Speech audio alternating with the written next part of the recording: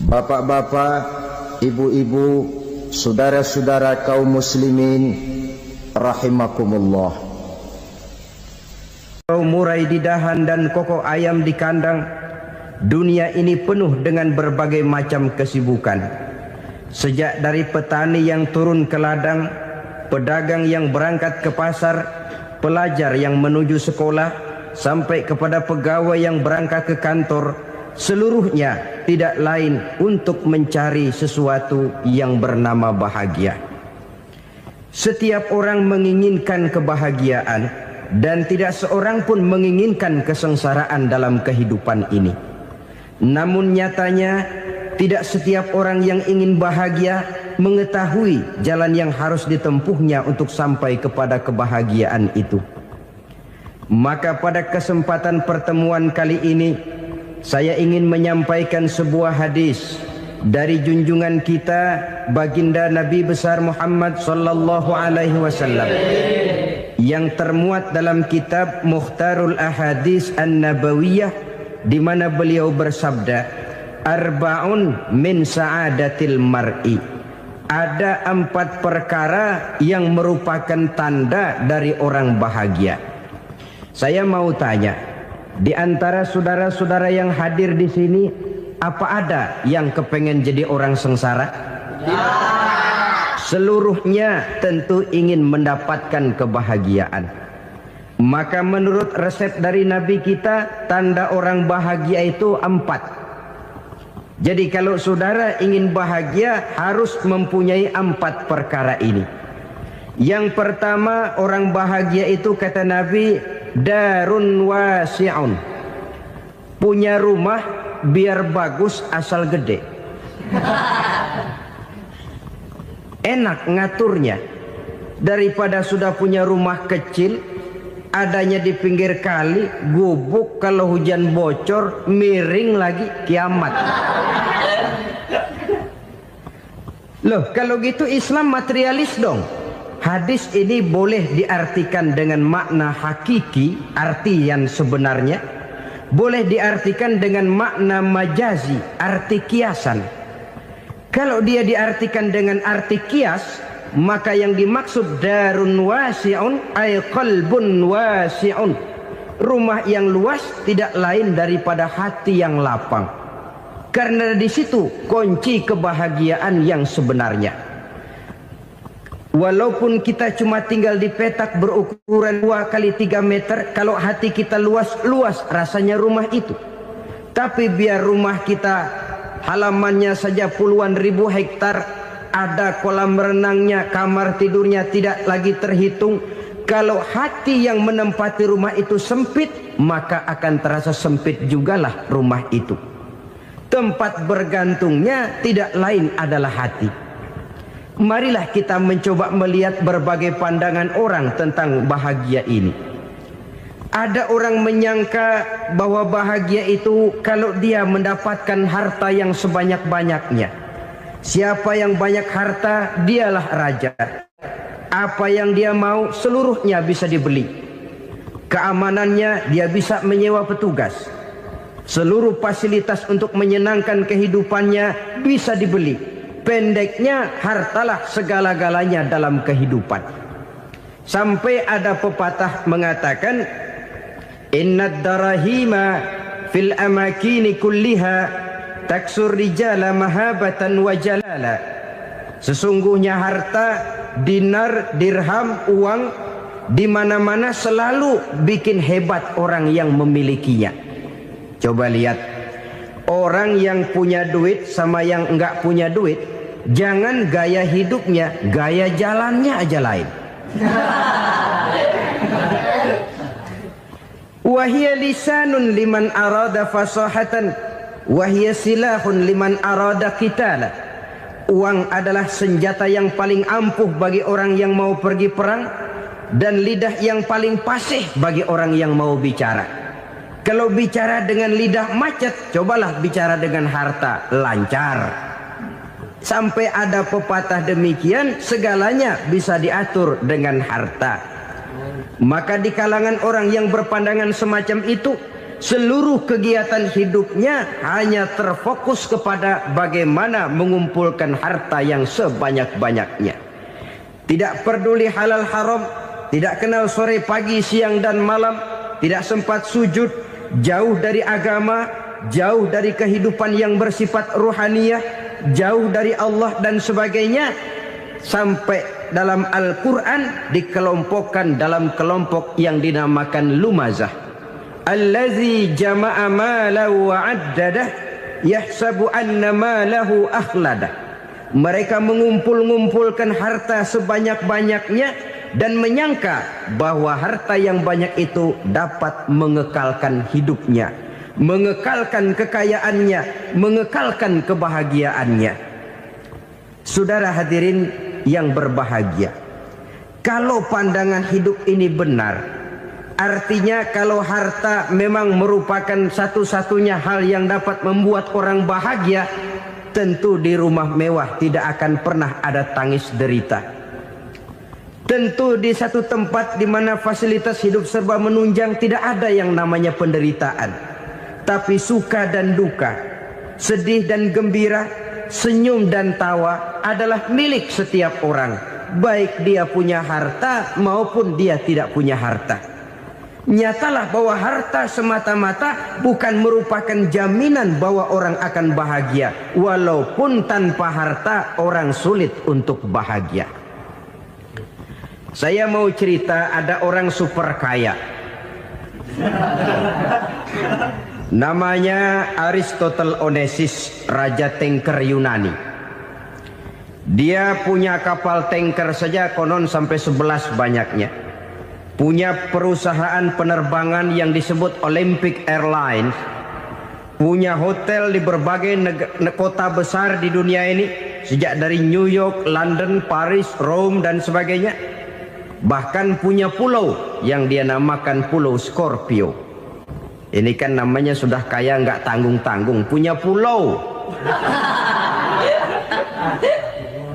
Nah, dia punya 2 orang anak, yang satu laki-laki namanya Alexander, yang satu perempuan namanya Maria Onesimus. Seluruh harapannya tertumpah kepada anak lakinya Alexander ini, yang akan meneruskan usahanya, meneruskan kekayaannya, meneruskan dinastinya. Apa yang terjadi? Ternyata anak yang dia harapkan yang bernama Alexander ini mati muda dalam kecelakaan pada waktu dia olahraga. Apa olahraganya? Namanya olahraga anak orang kaya, golongan jet set. Olahraganya olahraga pesawat terbang. Jatuh, ya nggak kapungut, habis mati. Tinggal satu anak perempuannya, Maria Onesimus. Tapi anak perempuan ini juga malah urakan. Terakhir dia pacaran, bahkan kemudian kawin sama orang Rusia. Rupanya Aristotle Onesimus ini broken. Kekayaannya yang berlimpah ruah, perusahaannya yang begitu banyak, siapa yang akan meneruskan? Siapa yang akan menggantikan? Sampai kemudian dia mengurung diri di Pulau Scorpio dan mati di sana secara mengenaskan. Seorang multi jutawan, seorang yang super kaya, mati menyendiri di pulau sepi. Ibarat kata pepatah, anak ayam mati di lumbung. Bukan kekurangan makanan, keurugan makanan. Begitu kehidupan Aristotle Onesimus. Dan banyak orang-orang yang sudah demikian kaya sampai dibingungkan oleh kekayaannya sendiri. Telusurilah kehidupan David Rockefeller misalnya, Henry Ford misalnya, Adnan Khashoggi misalnya. Multi jutawan yang kadang-kadang dibuat keder oleh kekayaannya sendiri. Pantas ketika Imam Ali ditawarkan orang, "Ya Ali, kalau kepadamu disuruh pilih ilmu atau harta, kau pilih mana?" Ya jelas pilih ilmu dong. Kenapa? Pertama, ilmu kalau kita berikan kepada orang lain tambah. Tapi harta kalau kita berikan kepada orang lain kurang. Saudara punya uang 10.000, dibagi orang 5.000, jelas uang saudara berkurang. Tapi saudara punya ilmu, diberikan kepada orang lain, orang lain bisa, saudara pun makin mantep. Tidak lantas jadi bodoh karena ngajarin orang. Saudara bisa Fatihah lalu mengajarkan orang Fatihah. Orang bisa, saudara pun makin hafal. Tidak lantas setelah diajarin orang ilmunya hilang. Begitu datang dia minta orang, tolong ajarin saya Fatihah. Udah habis, nggak ada.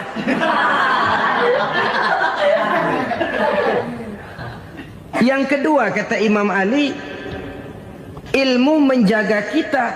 Kalau harta, kita yang harus jaga. Makin banyak ilmu, makin terpelihara diri seharusnya. Tetapi makin banyak harta, makin bingung kita jaganya. Sampai kadang-kadang kalau perlu seluruh keliling rumah dipasangi alarm. Belum cukup disewakan anjing besar-besar, pasang di depan pintu, awas anjing galak. Masih belum cukup juga, cari centeng tukang-tukang kepruk jaga rumah. Masih terasa belum aman, padahal rumahnya dikelilingi tembok besar. Di balik tembok ada pintu-pintunya tebal. Di balik pintu itu terbuka masuk kamar, kamar pun ada pintunya, pintunya pun kuat. Masuk ke dalam kamar ada lemari, lemarinya pun pintunya kuat, dikunci, kuncinya pun kuat. Tapi terhadap seluruhnya yang timbul cuma sekedar was-was saja. Kesimpulannya sekali lagi, tanpa harta orang memang sulit untuk bahagia. Tapi harta semata-mata tidak merupakan jaminan orang akan bahagia. Dengan hati yang luas, itu modal utama untuk mencapai kebahagiaan hidup. Orang yang hatinya luas, saudara-saudara, punya hati yang lapang, melihat kenyataan hidup ini, dia bersyukur senantiasa kepada Allah. Lantas tidak timbul hasud dan iri hatinya. Oleh karena itu, jiwanya selalu lapang. Kalau tidak, cupik hati namanya. Dangkal pandangan, tidak senang melihat orang lain dapat nikmat, dan itu sering dijadikan contoh. Kalau orang yang lapang dada, dia lihat tetangganya beli TV baru, dia berkata, alhamdulillah ya, tetangga kita beli TV, mudah-mudahan kita bisa ikut nonton. Lapang dadanya. Tapi orang yang sempit hati, lihat tetangga beli televisi, meriang. Enggak diapa-apain, meriang. Besoknya dengar tetangga beli motor, makin sakit, ke rumah sakit. Lalu di rumah sakit dengar tetangganya beli mobil, mati. Disiksa oleh perasaannya sendiri. Orang kalau hati sudah sempit dalam hidup, kemanapun dia pergi, sempit rasanya medan kehidupannya. Kemudian kita melihat juga ada orang yang menilai bahwa bahagia itu katanya kalau punya kedudukan yang tinggi, pangkat yang agung, wibawa yang besar. Mungkin betul, tapi mungkin juga tidak. Bergantung kepada hati orang yang punya pangkat itu. Sama dengan harta tadi. Harta akan membawa bahagia kalau dia jatuh ke tangan orang yang berhati lapang. Tapi harta akan jadi bencana kalau jatuh ke tangan hati orang yang sempit. Pangkat akan membawa bahaya kalau jatuh di tangan hati orang yang sempit. Lebih dari itu, kenyataan mengajarkan kepada kita bahwa ternyata pangkat dan jabatan tidak selamanya memberikan kebahagiaan dalam kehidupan. Bahkan resikonya kelewat besar. Beberapa bukti kita bisa ambil dari para pemimpin dunia yang menjadi korban lantaran pangkat dan jabatan yang disandangnya. Saudara ingat Presiden Abraham Lincoln dan John Kennedy dari Amerika? Dibunuh orang. Park Chung-hee dari Korea Selatan, Ziaur Rahman dari Bangladesh, Anwar Sadat dari Mesir, terakhir Indira Gandhi dari India, menjadi korban dari pangkat dan jabatan yang disandangnya dari orang-orang yang tidak senang dia memegang jabatan itu. Dia akan mudah mengundang bencana. Sehingga pantas kalau seorang presiden terkemuka Amerika, Harry Truman namanya, dia mengatakan jabatan presiden itu, kata dia, seperti orang nunggang macan, naik macan. Harus kita taiki, kalau enggak dia bakal nerekam kita, ngeri katanya. Adapun orang yang hatinya lapang, kalau dia menerima pangkat dan jabatan, dianggapnya itu satu kesempatan untuk berbuat baik. Tapi orang yang berhati sempit, menerima pangkat dan jabatan, bukan kadang-kadang menerima, malah berusaha setengah mati mencapai dengan segala cara. Kalau perlu jilat atas, jilat atas. Jadi golongan sumuhun dawu. Jadi kelompok kulon nuwun, yes sir, yang kerjanya cuma oke bos.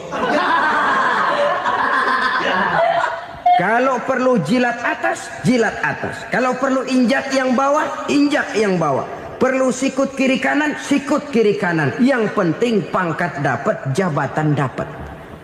Orang yang semacam ini, kalau sudah mempunyai pangkat dan jabatan, biasanya dia tidak menganggap itu sebagai amanah, tidak menganggap sebagai kesempatan berbuat baik, tapi malah kesempatan untuk memperturutkan hawa nafsunya yang dilatar belakangi oleh kesempitan hatinya tadi.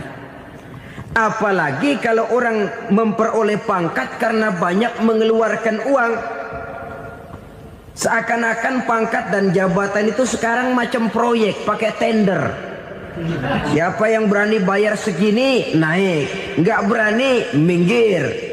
Padahal logikanya, kalau orang mencapai satu jabatan karena banyak mengeluarkan uang, hampir bisa dipastikan bahwa setelah jabatan itu dia pegang, langkah pertama yang akan dilakukannya ialah berusaha bagaimana uang yang dia keluarkan supaya kembali.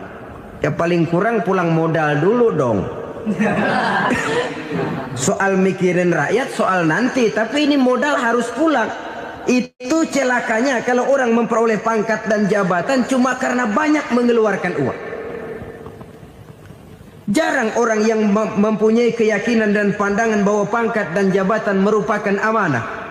Jadi sekali lagi, pangkat dan jabatan mungkin saja membawa kebahagiaan kalau jatuh ke tangan orang yang berhati lapang. Tapi bisa jadi bencana kalau dia jatuh ke tangan orang yang mempunyai hati yang sempit. Dan lagi-lagi stresnya hati yang lapang. Lalu sebagian orang, saudara, ada yang berpandangan katanya bahagia itu kalau jadi orang terkenal, mempunyai popularitas, menjadi idola di kalangan remaja, di kalangan orang tua, di segala lapisan masyarakat. Padahal makin populer orang makin terikat dia. Ya kalau macam kita ini kan nggak punya nama, nggak populer, tengah malam buta mau nongkrong di warung Tegal aman. Tapi pangkat, jabatan, kedudukan, popularitas menyebabkan kita diikat dengan berbagai macam peraturan. Cuma mandi sama ke WC saja yang nggak dikawal.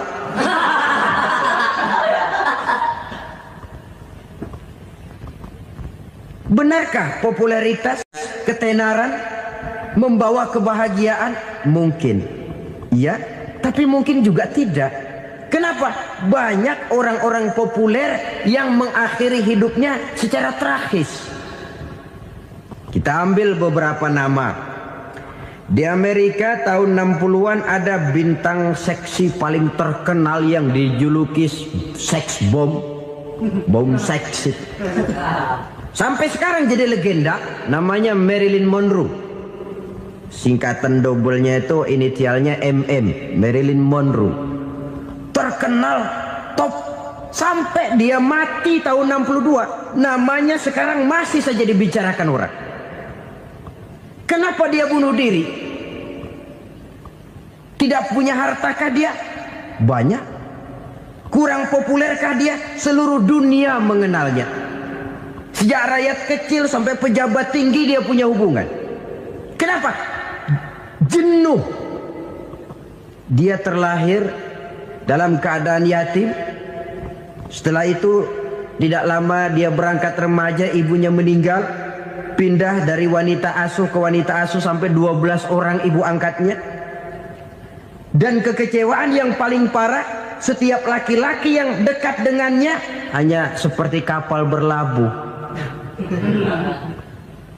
datang dan pergi silih berganti, padahal dia merindukan seseorang yang bisa melindungi hidupnya. Dia rindukan itu dan dia tidak pernah menemukan. Itu yang akhirnya menyebabkan dia minum pil tidur kelewat dosis, minum obat tidur kebanyakan, ya tidur terus sampai sekarang.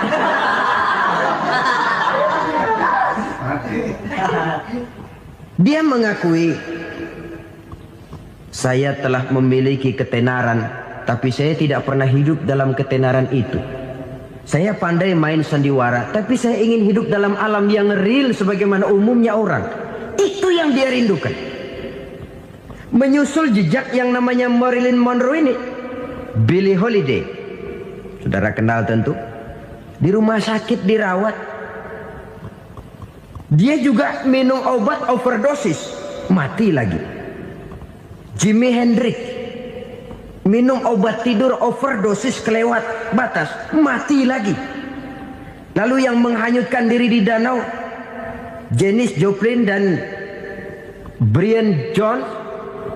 Ini orang-orang populer, orang-orang terkemuka yang mengakhiri hidup secara tragis, bukan karena tidak terkenal, mungkin karena sudah saking terkenalnya.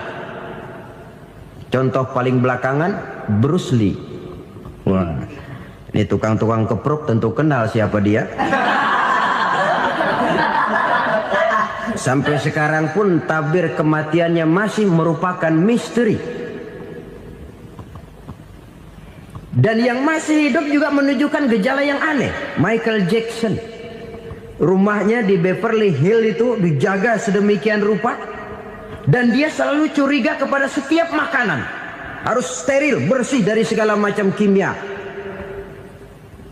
Kemana dia pergi, itu tukang-tukang keprok sudah selalu menjaga dan mengawal, dan dia seakan takut menunjukkan mukanya yang asli.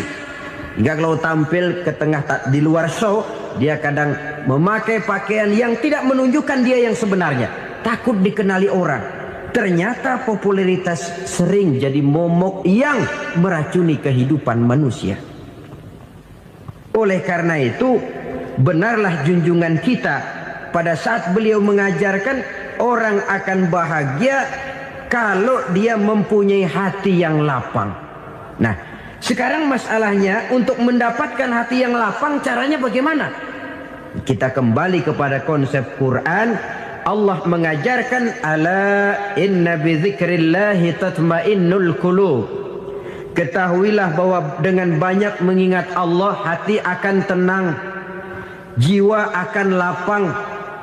Dengan kata lain, dekat dengan agama, merasakan kehadiran Allah dekat dalam hidup. Itu muara pertama untuk mencapai hati yang lapang. Ala inna bi dzikrillahi tatmainnul qulub. Jangan macam orang sekarang ingin mendapatkan ketenangan lalu tapak di puncak gunung, di gua-gua, di tempat sepi. Iyalah kalau nggak ada ular. Kalau tergigit ular berbisa, ketenangan belum, mati jelas itu. Islam positif untuk mendapatkan ketenangan. Ala inna bi dzikrillahi tatmainnul qulubi. Bahwa ketahuilah bahwa dengan banyak mengingat Allah, hati akan tenang, jiwa akan lapang, nuansa pikiran akan luas. Karena yang namanya bahagia ada dimanapun manusia berada. Di kampung ada bahagia, di kota ada bahagia. Di ngarai, di lembah, di gunung, di hutan, di lautan, di angkasa luar, dimanapun bahagia itu ada kalau kita bermodalkan hati yang lapang ini. Dan hati akan lapang kalau kita dekat dengan agama. Dekat dengan harta buat sementara hati mungkin tenang, tapi ketenangan yang relatif dan temporer. Apalagi orang tiap kali tambah harta, tiap kali tambah rencana. Itu wajar. Mungkin sebelumnya saudara berpikir, kalau punya duit 5.000 enak nih. Begitu punya duit 5.000, aduh sayang kalau 10.000 aja. Tiap kali tambah harta, tiap kali lain rencana. Makin banyak rencana, makin menjauhkan kita dari yang namanya ketenangan. Padahal ketenangan merupakan unsur utama untuk mencapai bahagia. dan ketenangan itu bermuara dalam hati manusia. Tengoklah kehidupan ini. Orang yang banyak harta dengan orang miskin, berbedakah rasa sakit yang mereka tanggungkan? Rasanya tidak. Walaupun si kaya tidur di kasur empuk berselimutkan sutra mahal, sementara si miskin meringkuk di balai bambu yang keras dan kasar. Apabila maut datang, dia juga tidak pernah pilih bulu. Maut datang menjemput si kaya di singgasana keemasannya, dikelilingi oleh para pengasuh, dayang dan inang serta para pengawal. Dan maut pun datang menjemput si miskin papa, sehingga ia tergelepar di tepian jalan. Kedua-duanya bernama mati. Kalau nyata bahwa sakit yang ditanggung si kaya tidak beda dengan sakit yang ditanggung si miskin, bukan harta semata yang membuat orang bahagia.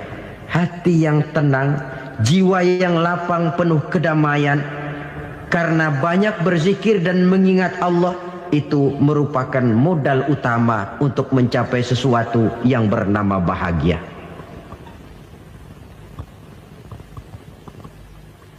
Saudara hadirin yang saya hormati, inilah yang pertama dari 4 ciri yang digambarkan oleh Nabi tentang tanda-tanda orang bahagia.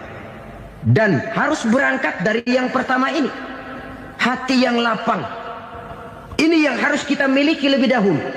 Baru nanti akan menyusul kepada poin yang ketiga, kedua, dan selanjutnya.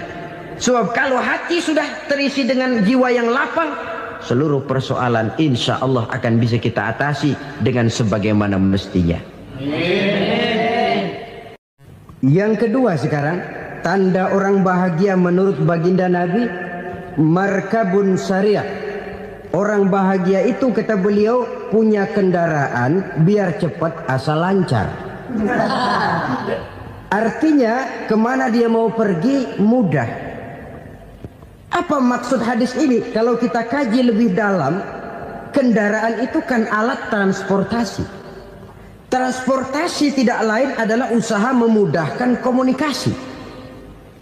Pindah dari situ kepada teori bahwa manusia adalah zon political, makhluk bermasyarakat yang tidak bisa memenuhi kebutuhan hidupnya secara sendirian.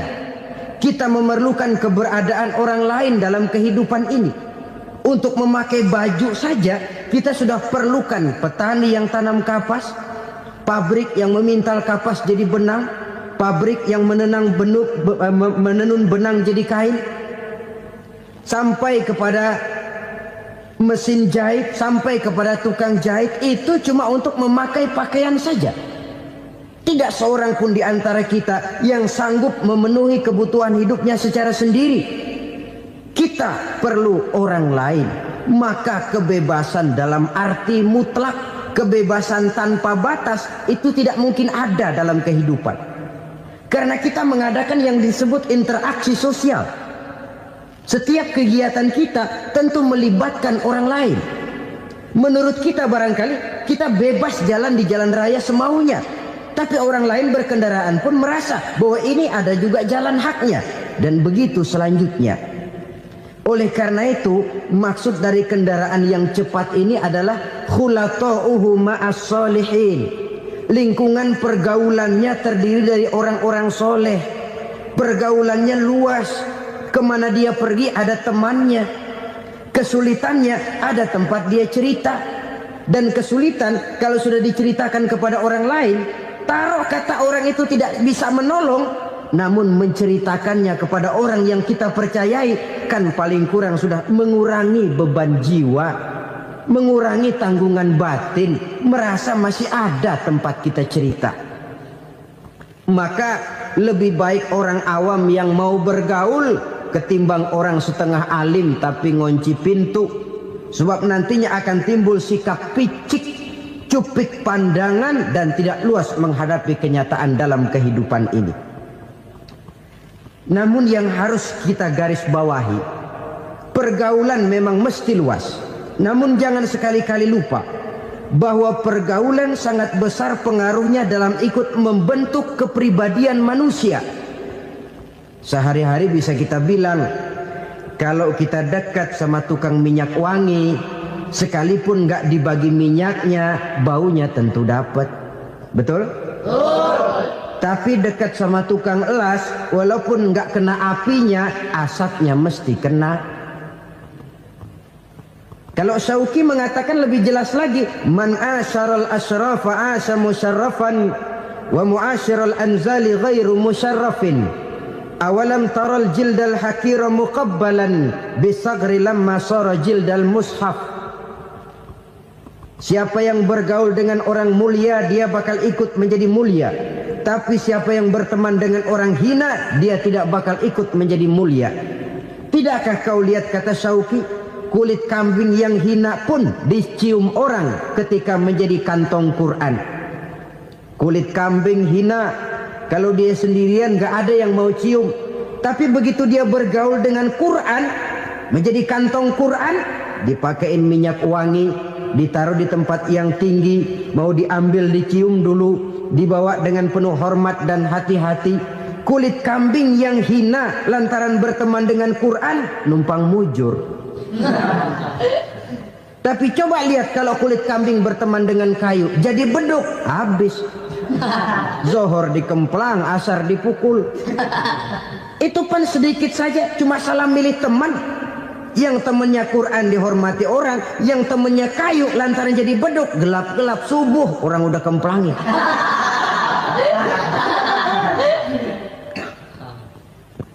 Maka terutama kepada adik-adik remaja yang masih mencari identitas diri, yang ibarat kaset masih kaset kosong, mudah diisi oleh apapun, pandai-pandailah memilih teman dalam bergaul. Karena banyak orang yang tadinya baik-baik, ketika terseret dalam pergaulan dengan orang yang tidak baik, kebaikannya menjadi lentur dan luntur. Tapi berapa banyak bajingan-bajingan tengik, orang-orang yang berlumur noda dan dosa, tiap hari melakukan maksiat, namun bergaul dengan orang yang baik-baik, pada akhirnya sedikit demi sedikit beringsut dan berangsur dia terbiasa mengikuti kebaikan-kebaikan. Saya tekankan ini kepada remaja karena mereka masih mencari identitas diri. Apa yang mereka lihat mereka mau, apa yang mereka dengar mereka ingin tahu. Coba lihat kehidupan remaja. Pulang nonton film Rambo, pengen jadi Rambo, gagah, maunya belekai melulu. Pulang nonton film Superman, pengen bisa terbang. Pulang nonton India, nyanyi melulu. Wajar, mereka masih mencari identitas diri. Saya ini sebenarnya siapa? Lingkungan, pergaulan akan membentuk itu. Karena itu pandai-pandailah bergaul, karena ia sangat besar pengaruhnya dalam ikut membentuk kepribadian manusia. Apalagi sifat yang jelek lebih cepat menularnya ketimbang sifat yang baik. Sifat yang baik, watak yang soleh itu lambat sekali untuk menular. Tapi yang tidak baik, kan prosesnya mah kalau remaja biasanya mula-mula dengar. Karena dengar lalu pengen tahu. Karena pengen tahu lalu ngeliatin. Begitu ngeliatin kan pengen nyobain. Setelah nyobain ketagihan. Nah, ini prosesnya. Yang namanya ganja, morfin, narkotik, awalnya kan begitu. Mula-mula denger, katanya kalau sudah fly to the sky, sudah melayang ke langit, katanya disitulah puncak kebahagiaan. Mulanya cuma denger. Karena denger pengen tahu. Karena pengen tahu lalu ngeliat, kumpul sama orang yang suka ngeganja. Setelah ngeliat, nah pengen ngerasain. Begitu ngerasain enak juga, ketagihan. Kalau sudah ketagihan jadi penyakit kronis, bisa merembet kepada yang lain. Iya, kalau orang tuanya mampu untuk beli morfin, beli ganja.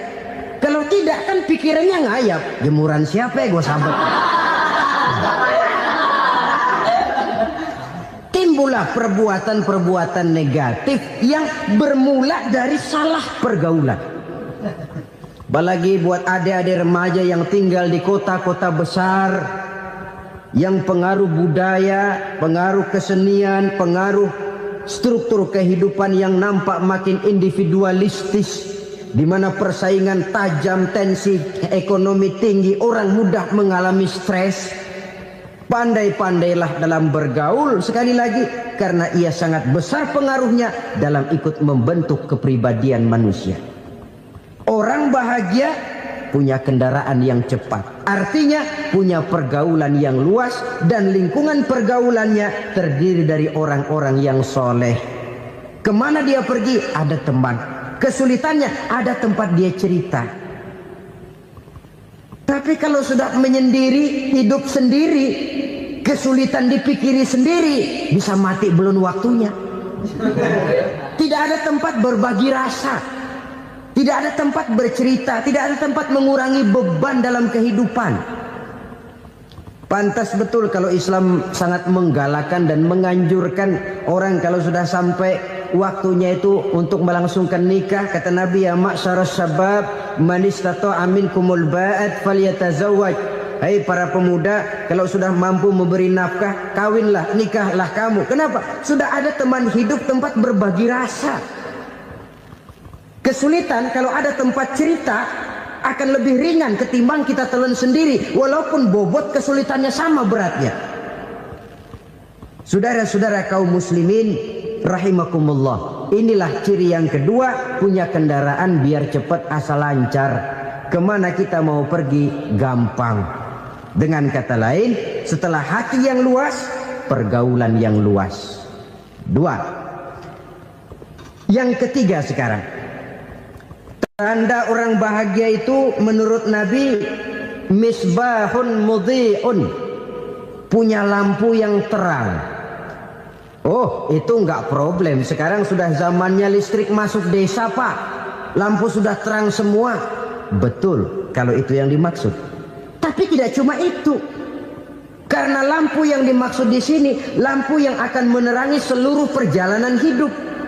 Dan perjalanan hidup itu sudah dimulai sejak kita terlahir ke alam ini, sampai masuk ke alam barzah, kumpul di padang mahsyar, sampai ke akhirat. Lampu yang menerangi itu yang diperlukan. Kalau lampu, katakanlah yang paling top sekarang kan lampu jenis Mercury.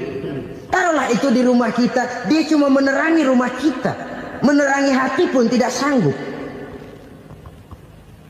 Bila kita masuk ke alam barzah, alam kubur, sanggupkah si Mercury yang begitu terang menerangi alam barzah kita? Tidak sanggup lagi. Sanggupkah lampu yang ratusan watt, bahkan puluhan ribu watt menerangi kehidupan di padang mahsyar? Tidak akan sanggup lagi.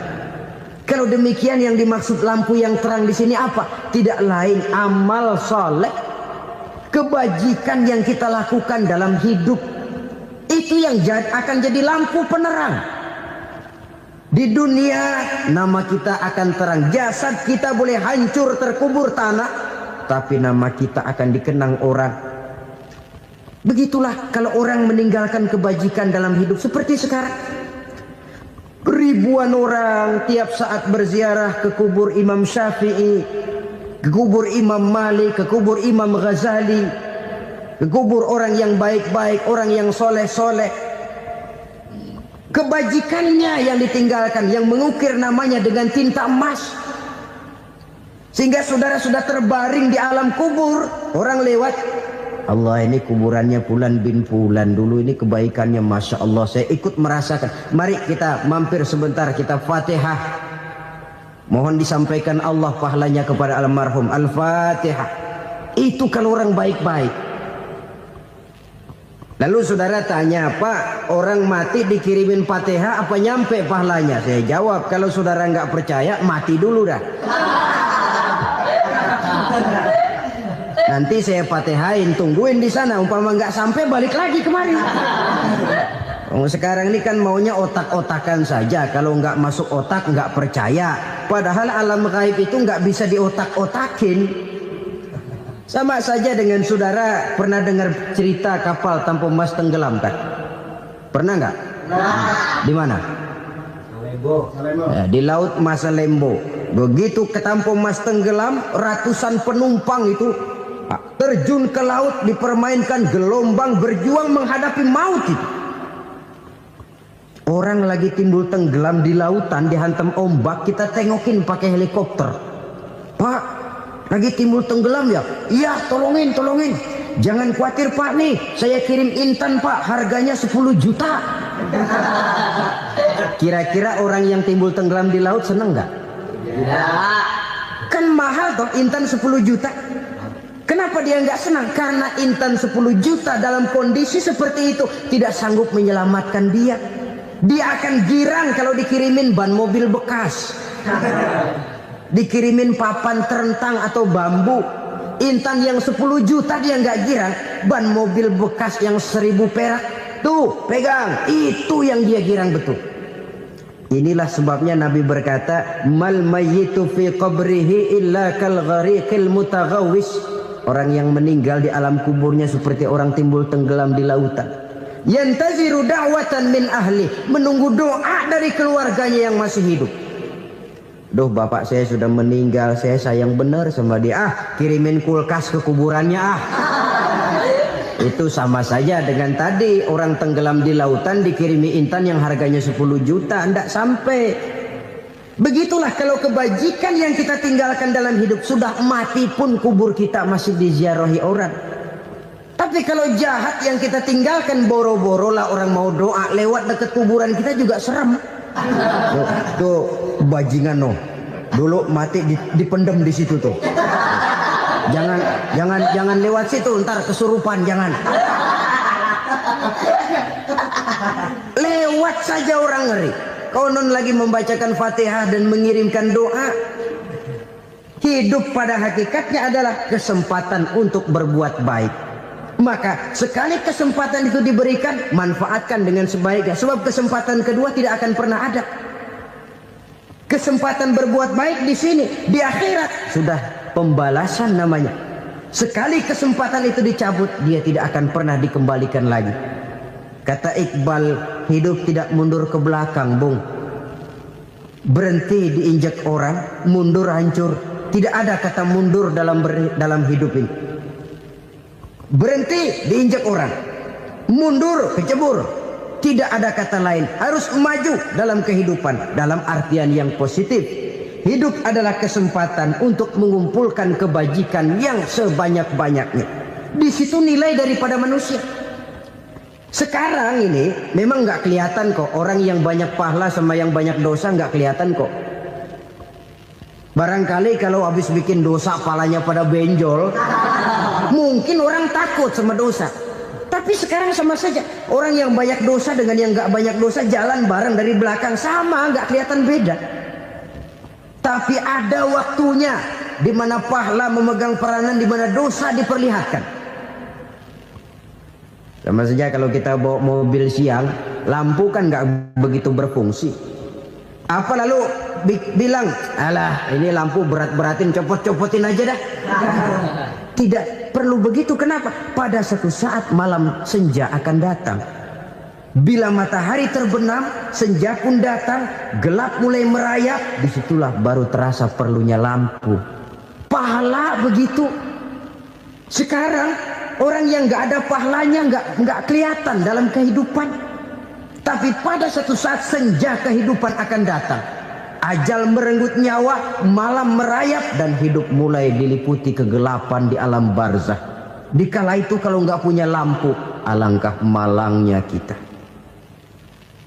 Sebab amal yang baik, kata Nabi, di alam barzah itu akan diciptakan menjadi perempuan yang cantik menemani kita.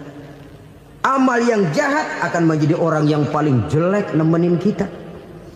Sudah di tempat gelap yang nemenin jelek.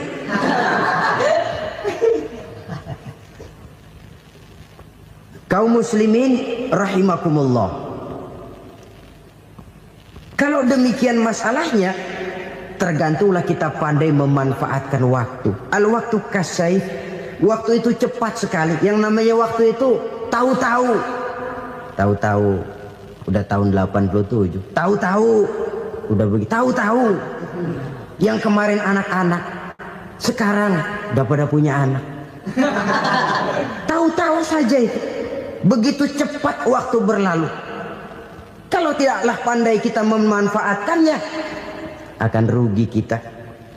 Nabi bersabda, "Man kana yaumuhu khairun min amsihi fahuwa rabih." Barang siapa yang hari ini lebih baik daripada hari kemarin, itu orang untung. Hari ini lebih baik daripada kemarin. Bulan ini lebih baik dari bulan kemarin. Tahun ini lebih baik dari tahun kemarin. Itu orang yang beruntung. Tahun kemarin sembayangnya maghrib doang, sekarang udah tambah isya.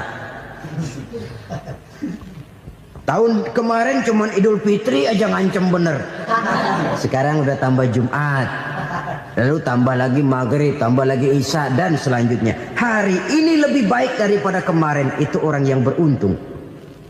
Wa man kana yaumuhu mislu amsihi fahuwa khasir. Lalu barang siapa yang hari ini sama saja dengan hari kemarin, itu orang rugi. Hari ini sama dengan kemarin, rugi itu. Bulan ini begitu, bulan kemarin begitu. Tahun ini begitu, tahun lalu juga begitu. Rugi itu orang. Rugi apa? Rugi umur. Umur tambah, amalan gak pernah tambah. Dan saya pikir lebih merupakan azab ketimbang nikmat kalau orang dikasih panjang umur cuma untuk numpuk dosa. Mending mana? Panjang umur banyak dosa sama pendek umur dikit dosa? Mending mana? Mending mana? Ya, paling mending tentu panjang umur banyak pahala.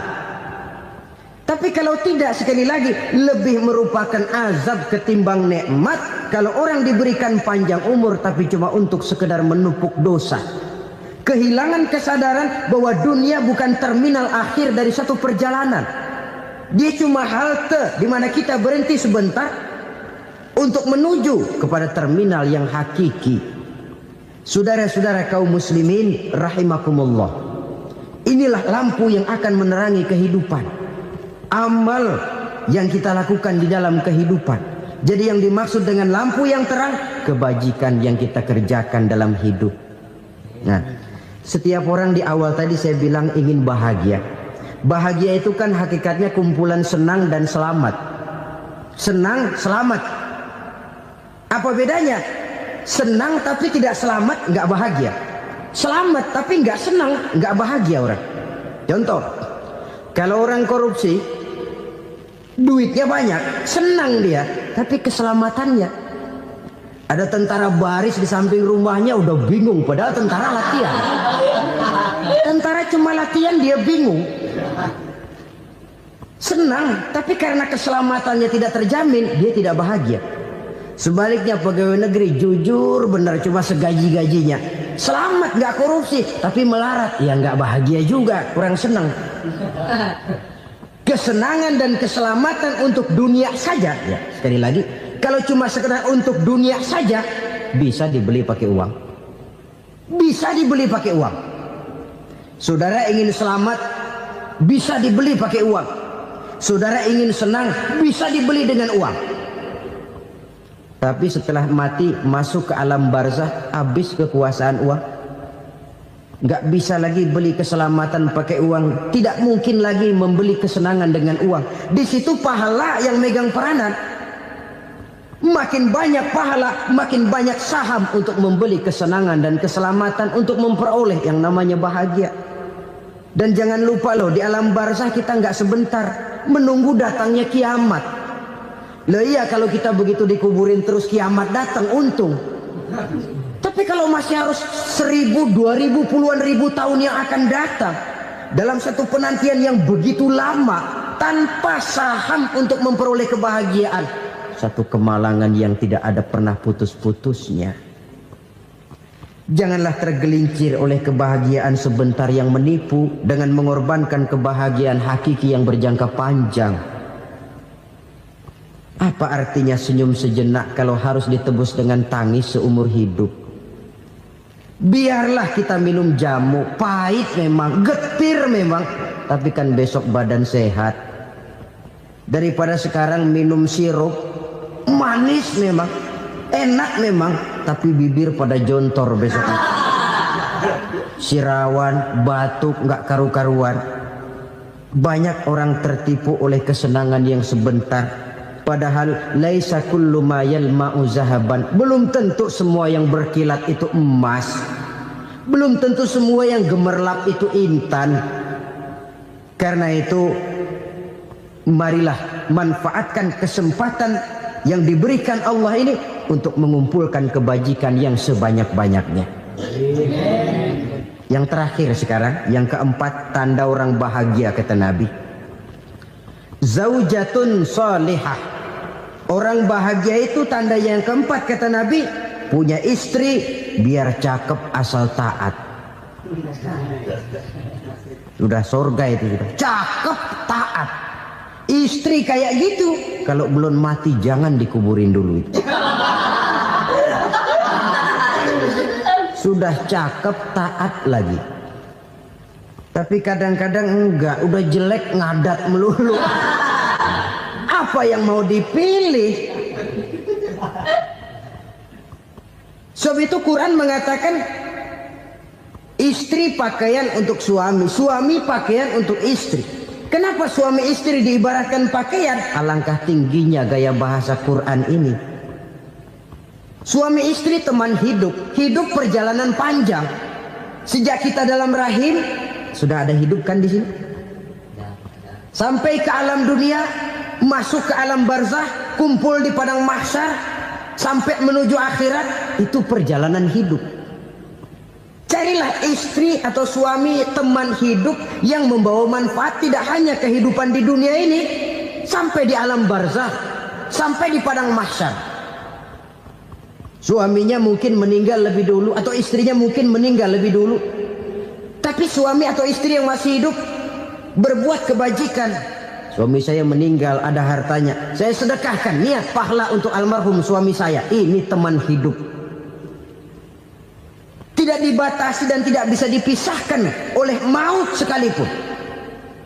Zohirnya mungkin pisah, badannya mungkin pisah, tapi hatinya, jiwanya, kebersamaannya dalam menghadapi kehidupan.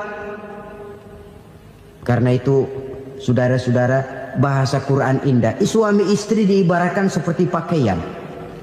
Apa fungsi pakaian? Pertama, pakaian jadi kebanggaan. Artinya, suami harus menjadi kebanggaan istri, istri harus jadi kebanggaan suami. Yang kedua, pakaian itu kan fungsinya menutup aurat. Artinya sesama suami istri harus saling menjaga kekurangan masing-masing. Jangan malah sesama suami istri saling membongkar rahasia dan aibnya sendiri-sendiri. Istrinya diceritain jeleknya di mana-mana, atau suaminya dibongkar rahasianya di pasar umum. Itu sudah tidak lagi berfungsi sebagai pakaian.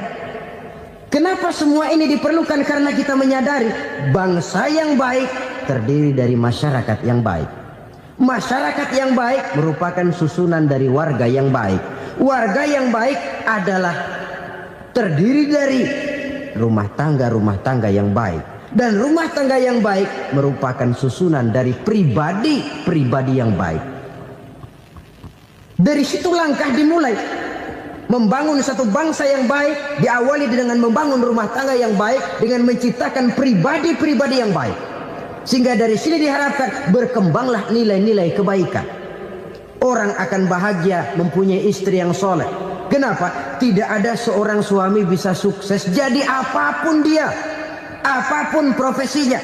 Dokterkah, kiaikah, mubalikkah, petanikah, pengusahakah, pejabat tinggikah, tidak ada seorang suami yang bisa sukses tanpa peran serta istrinya.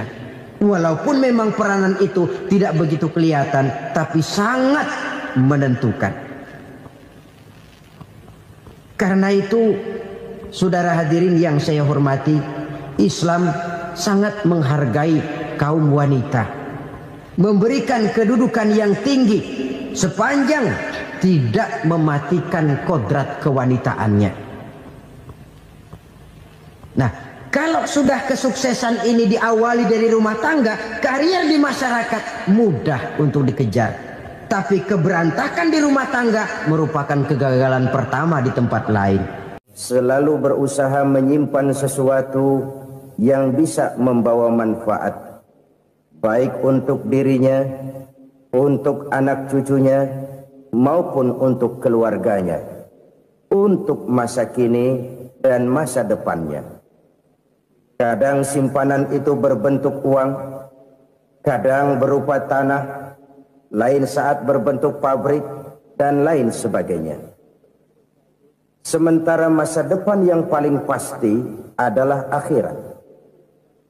Jika untuk masa depan dunia kita rela memeras keringat, membanting tulang, pergi pagi dan pulang petang, menyimpan uang, menyimpan tanah, menyimpan pabrik, pernahkah kita merenung jika satu saat kiamat datang, kita dibangkitkan dari kubur masing-masing, berdiri di padang mahsyar untuk mempertanggungjawabkan seluruh kegiatan hidup kita di dunia ini, lalu kita akan menuju ke alam akhirat. Sudahkah kita mempunyai simpanan untuk akhirat kita?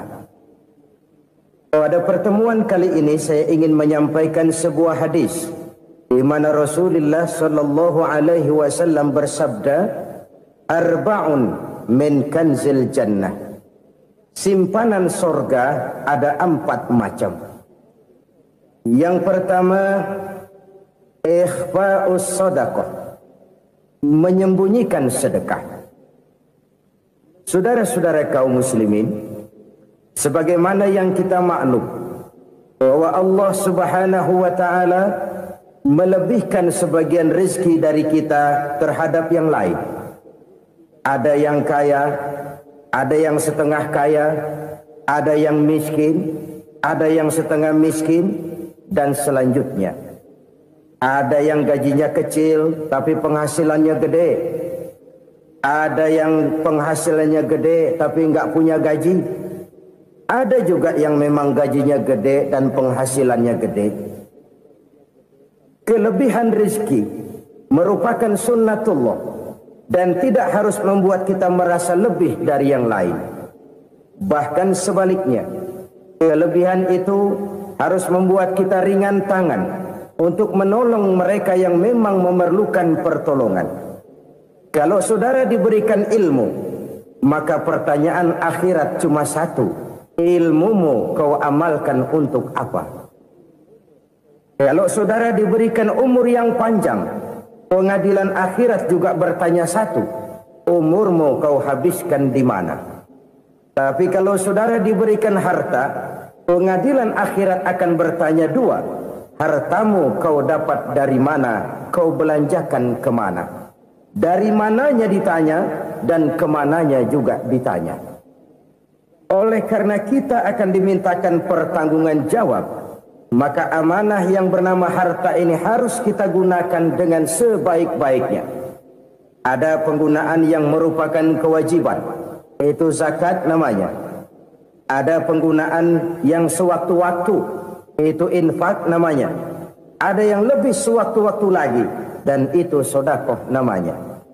Zakat dia terikat oleh haul dan nisab, oleh putaran batas waktu dan ukuran dari harta itu sendiri. Sedangkan infak terikat oleh situasi dan kondisi perekonomian seseorang. Sedangkan sedekah tidak terikat dengan apapun. Dalam kondisi seperti apapun kita bisa melakukan sedekah dengan yang terkecil sekalipun. Sampai-sampai Rasulullah sallallahu alaihi wasallam mengajarkan, la tahqiranna minal ma'rufi syai'an walau an talqa akhaka biwajhin talik. Atau ada hadis, tabassumuka fi wajhi akhika laka shadaqah. Senyumanmu kepada temanmu adalah sedekah. Jadi untuk melakukan sedekah tidak harus dalam berbentuk uang. Dengan ilmu kita bisa sedekah, dengan tenaga kita bisa bersedekah, dengan pikiran kita bisa bersedekah, bahkan senyum kepada teman itu pun sedekah. Jadi kalau sedekah dengan uang memang belum punya uang, nyengir aja banyakin. Itu asal pada tempatnya, jangan lalu ketemu tiang listrik cengengesan. Tentu tidak pada tempatnya dan tidak wajar. Nah, sedekah yang paling dicintai Allah adalah sedekah yang disembunyikan. Artinya jauh dari sifat riya. Dan kadang-kadang ada orang Sedekah itu disebutkan namanya. Apa tidak bagus? Kalau memang niatnya ikhlas, ya bagus-bagus saja. Untuk memberikan sugesti kepada yang lain. Di Fulan bin Fulan nyumbang sekian, diumumkan. Boleh kalau niatnya untuk memberikan rangsangan kepada yang lain supaya dia menyumbang lebih besar dari orang tadi. Tapi kalau itu mendatangkan ria, maka sedekah yang paling dicintai Allah adalah sedekah yang disembunyikan. Tangan kiri saja tidak tahu apa yang diberikan oleh tangan kanan. Sedekah yang dilakukan dengan ikhlas akan merupakan perbendaharaan surga, tersembunyi dari pandangan orang lain, tidak seorang pun tahu. Karena memang sikap yang baik adalah melupakan kebaikan dan mengingat kesalahan. Itu salah satu ciri orang bahagia. Orang yang selalu mengingat kesalahannya dan berusaha melupakan segala kebaikannya. Kalau dia akan berada kebaikan, dia tidak bisa ikut. Dia merasa rugi karena dia merasa belum pernah berbuat baik. Tapi kalau akan melakukan kesalahan baru, dia ingat kesalahan yang sudah-sudah. Sehingga terhalang baginya untuk melakukan satu kesalahan baru.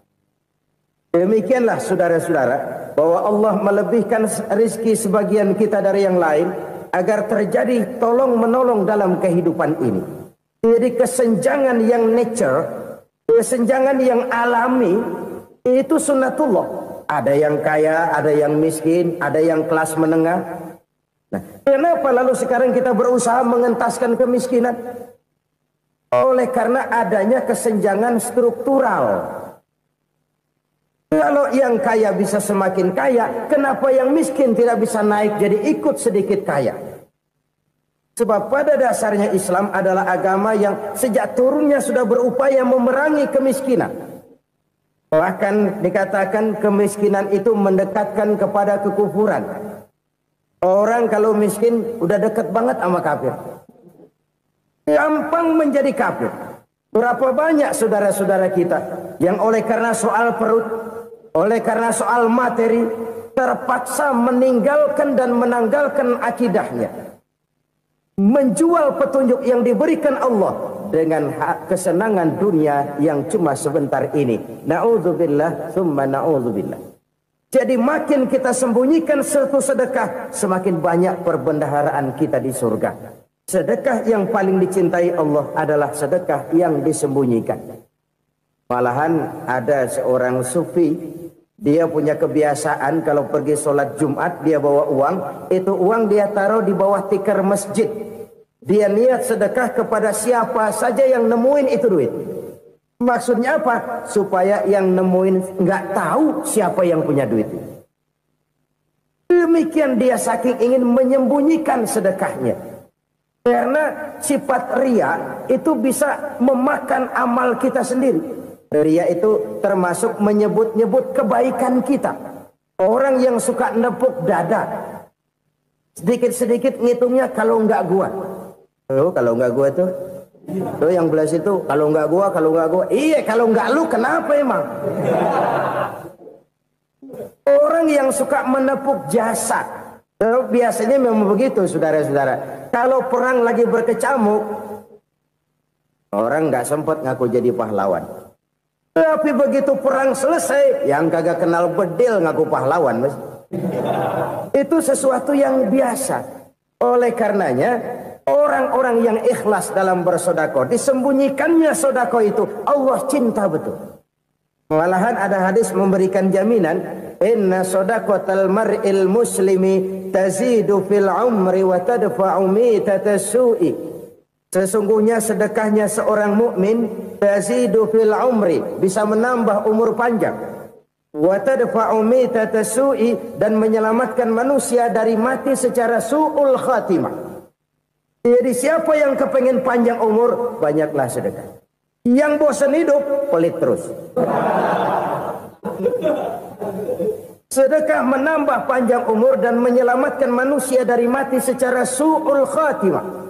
Pak, katanya umur itu nggak bisa ditambah, nggak bisa dikurangin. Kapan? Kalau ajal sudah datang.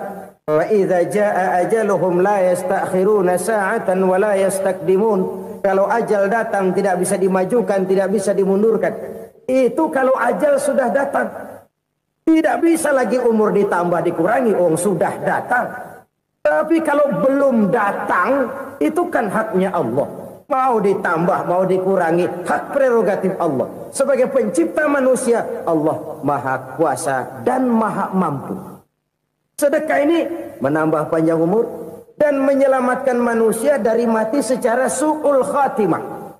Orang mati kan sama ya, kondisinya mati, nggak nafas. Tapi hakikat mati kan lain-lain. Ada yang mati itu husnul khatimah, baik akhirnya. Misalnya lagi ngaji mati, lagi sholat mati, lagi sedekah mati. Ini yang dinamakan dengan husnul khatimah, baik di akhirnya. Sebaliknya ada yang su'ul khatimah, jelek di akhirnya. Ini yang jadi catatan akhir. Lagi nyekek botol, mampus. Lagi banting kartu, modar. Su'ul khatimah, jelek pada akhirnya. Sedekah menyelamatkan manusia dari mati secara su'ul khatimah. Kita semua kepengen mendapat husnul khatimah, jauh dari su'ul khatimah.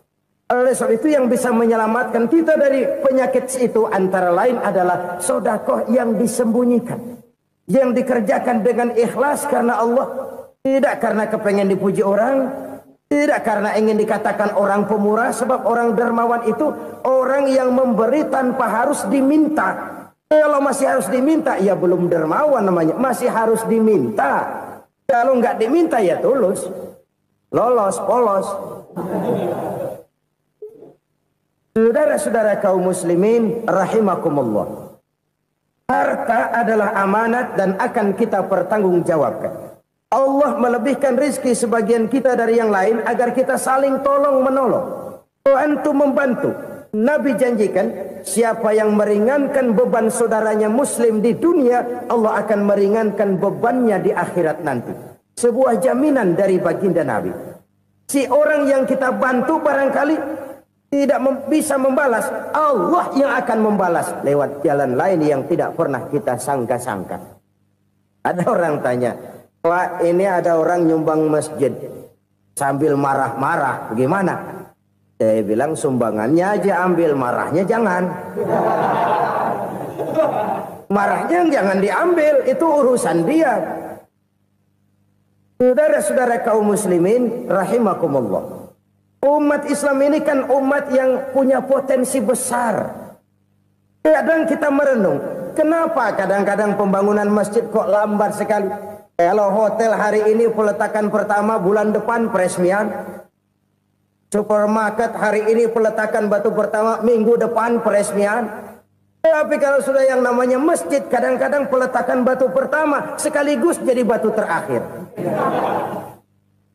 3 tahun, 4 tahun, campur nebar jalak di jalanan, duit dijaring kayak ikan sepat. Apa tidak ada orang Islam yang kaya? Banyak. Apa tidak ada pengusaha muslim yang jadi konglomerat? Ada. Lalu yang belum banyak itu yang komit terhadap nilai-nilai agamanya. Akhirnya kita jatuh jadi umat yang lemah. Belum ada pengusaha konglomerat muslim buka pabrik supermi cap beduk misalnya umpamanya atau pabrik kecap cap sorban supaya identitas keislamannya sedikit kelihatan. Kita jatuh jadi umat yang lemah karena potensi tidak terinventarisir dengan baik. Kita ini ibarat kompor yang cuma matengin nasi orang lain. Potensi kita dimanfaatkan oleh orang lain. Ukhuwah Islamiyah kita baru terbatas kepada silaturahmi. Ukhuwah di bidang ekonomi kita lemah. Ukhuwah di bidang kebudayaan kita lemah. Apalagi ukhuwah di bidang politik kita lebih rapuh lagi. Padahal ukhuwah itu adalah totalitas kehidupan manusia. Menyangkut ipolek sosbud. Memerlukan nilai-nilai ukhuwah. Jadi oleh karena itu mari kita menyadari, di dalam harta kita, walaupun kita yang cari, pergi pagi, pulang sore, peras keringat, banting tulang, di sana ada harta anak yatim. Di sana ada hak masjid. Di sana ada hak pesantren, di sana ada hak jihad. Berbahagialah seseorang apabila dia oleh Allah dijadikan keran. Keran itu menyimpan air, tapi tidak untuk dirinya, tapi disalurkannya kepada mereka yang memang memerlukannya. Saudara-saudara kaum muslimin rahimakumullah, ini yang pertama. Jadi perbendaharaan surga adalah menyembunyikan sedekah. Orang lain nggak tahu, kita pun nggak pernah ngitung-ngitung. Kita anggap lewat begitu saja, padahal itu deposit akhirat. Satu. Yang kedua, perbendaharaan surga itu apa? Wa kitmanul musibah, menyembunyikan kesulitan. Kadang orang takut menghadapi kesulitan, tapi makin kita merenung, hidup ini kan sebenarnya urusan. Takut sama urusan, ya jangan hidup. Tandanya orang hidup itu kalau punya urusan. Urusan melupakan problem. Problem sering menimbulkan kesulitan. Kesulitan bukan untuk ditakuti, tapi untuk diatasi dan dicarikan jalan keluarnya. Siapa sih orangnya yang gak pernah sulit-sulit? Makin tinggi status sosialnya, makin gede urusannya. Makin tinggi kualitas imannya, makin berat tingkat kesulitannya. Cuma memang yang namanya enak itu seperti pelangi. Biang lala itu nggak pernah di atas kepala kita, di atas kepala orang melulu. Lo sih enak lo, kata kita. Dia juga bilang yang enak kan lo. Pelangi itu nggak pernah di atas kepala kita. Kata tukang beca, aduh enak ya naik Mercy. Kata tukang beca, apa yang di dalam mobil Mercy? Aduh enak bener tukang beca, di jok ngeringkuk ngorok pulas bener. Saya kamar pakai AC, sejuk, tempat tidur sutra, empuk, alga, spring bed, pulak kulik nggak bisa pulas kalau belum minum Valium, belum tidur. Enak bener tukang beca, di jok ngorok nggak tahu wetan kulon. Itu tukang beca bilang yang di Mercy enak, yang di Mercy bilang tukang beca enak. Inilah enak. Nggak pernah di atas kepala kita, di atas kepala orang lain melulu enak itu. Nah, saudara-saudara, yang merupakan perbendaharaan surga itu orang yang bisa menyembunyikan kesulitan, baik pribadi ataupun rumah tangga. Nih terutama rumah tangga yang jadi soalnya. Kadang-kadang kita ini kalau senang, sebaliknya kalau senang kita diam, kalem aja, cuek. Banyak banget duit kita bawaan, diam aja udah. Malah ketemu orang takut. Tapi begitu susah, sekampung tahu. Padahal Nabi mengajarkan perbendaharaan surga itu menyembunyikan musibah, menyembunyikan kesulitan. Kalau enak, cerita sama orang-orang. Kalau nggak enak, rasain sendiri, tekan sendiri, atasin sendiri. Kita kan sebaliknya. Senang kita diam, asal lagi susah, paling tidak kita nyari teman buat cerita kesusahan. Siapa orangnya yang nggak pernah susah? Cuma soalnya bagaimana kita mengatasi kesusahan itu sendiri. Begitu juga misalnya kalau orang sudah berumah tangga, itu orang tuanya harus menjadi tempat dia cerita yang enak-enak saja. Yang nggak enak rasain berdua, selesaikan berdua, atasin berdua. Jangan dibalik. Asal senang diam, giliran susah saja. Maknya laporan. Terbalik. Bisa menjaga security informasi. Makan sama bayam, keluar diam, malah seluitan. Enak amat lo makan daging ayam. Security informasi. Saudara-saudara kaum muslimin rahimakumullah. Ujian yang terberat itu yang pernah diberikan kepada para nabi, para rasul, para aulia, para ulama. Makin tinggi keimanan, makin berat bentuk kesulitan. Ayo saya kemukakan satu contoh saja. Ada seorang nabi yang kaya, nabi kaya, namanya Nabi Ayub. Iblis kalau orang begini kan keki, ibadahnya rajin, kaya. Nih yang kayak begini susah digodain. Kalau ibadahnya rajin, miskin, kali bisa disogok. Sini imannya mantap, ibadahnya rajin, kaya, nabi lagi. Oh, tapi namanya iblis nggak kurang akal.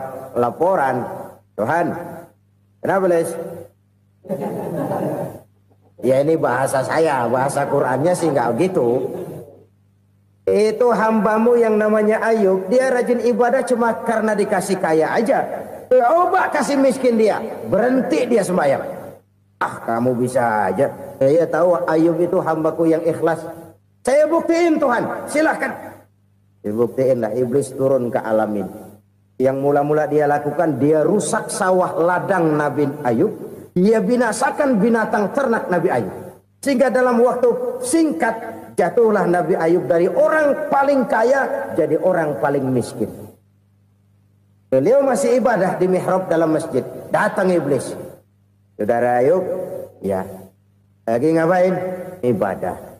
Nyembah Allah, nyembah Allah. Oh, percuma. Kenapa? Tuhan yang ente sembah nih, dia udah bikin miskin ente. Sawah ladang ente hancur lebur, binatang ternak binasa. Sekarang ente jadi orang paling miskin. Ngapain nyembah Tuhan kayak begitu? Tekor. Udah berhenti dah ibadah, berhenti ibadah. Ini iblis sama Tuhan laporannya lain, yang dikerjakan kepada Nabi Ayub juga lain. Benar begitu iblis kata Nabi Ayub. Iya, sawah ladang saya habis buras. Binatang ternak saya binasa, binasa. Saya miskin, bangpak. Apa jawab Nabi Ayub? Bukan innalillahi, ya ini hebat. Alhamdulillahillazi a'tani wa akhza minni. Segala puji bagi Allah yang telah memberikan harta kepada saya dan sekarang mengambilnya lagi. Alhamdulillah. Allah yang ngasih, Allah yang ambil.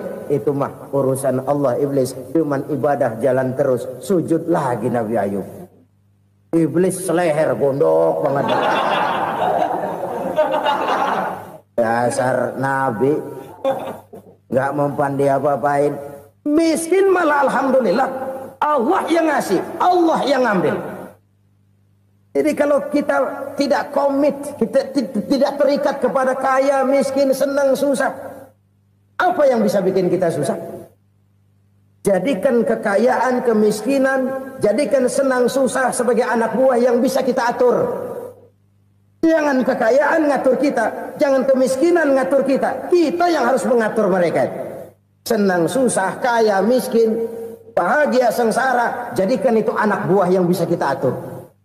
Kalau sekarang kita kaya, lain saat boleh jadi kita miskin, semiskin-miskinnya. Allah yang ngasih, Allah yang ngambil. Tenaga mana yang bisa menghalangi?